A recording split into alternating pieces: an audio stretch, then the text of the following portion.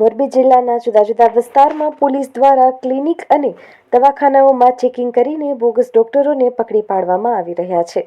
તેવામાં મોરબી શહેર અને તાલુકા અને ટંકારા તાલુકામાંથી અત્યાર સુધીમાં કુલ 4 બોગસ ડોક્ટરને પકડી પાડવામાં આવ્યા છે.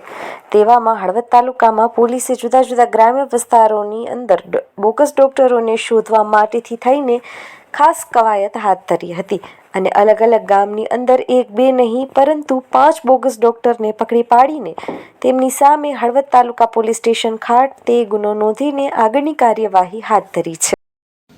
ગત તારીખ 17 અને 18ના મોરબીના સિટી A, B અને તાલુકા વિસ્તારમાં એસપી શ્રી રાહુલ ત્રિપાઠી સાહેબની માર્ગદર્શન હેઠળ 3 બોગસ ડોક્ટરોની ધરપકડ કરવામાં આવી હતી.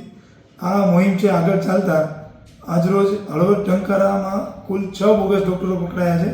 જેમાં ટંકારાના બંગાવડી ગામે ક્લિનિક ચલાવતા જય કિશનભાઈ કાંતિભાઈ, હળવદના ઢવાણા ગામે ક્લિનિક ચલાવતા અનુજ ખુદીરામ ગરામી, હળવદના ચંદ્રગઢ ગામે સંદીપ મનસુખ પટેલ, હળવદના રણપુર ગામેથી પરિમલ ધીરેન, હળવદના રાયસનપુર ગામેથી પંચાનંદ ખુદીરામ, હળવદના સુંદરી ભવાની ગામેથી વાસુદેવ કાંતિભાઈ, એમ કરીને કુલ મોરબી જિલ્લામાં છેલ્લા 3 દિવસમાં અલગ અલગ જગ્યાએથી 9 બોગસ ડોક્ટરોની ધરપકડ કરવામાં આવી છે.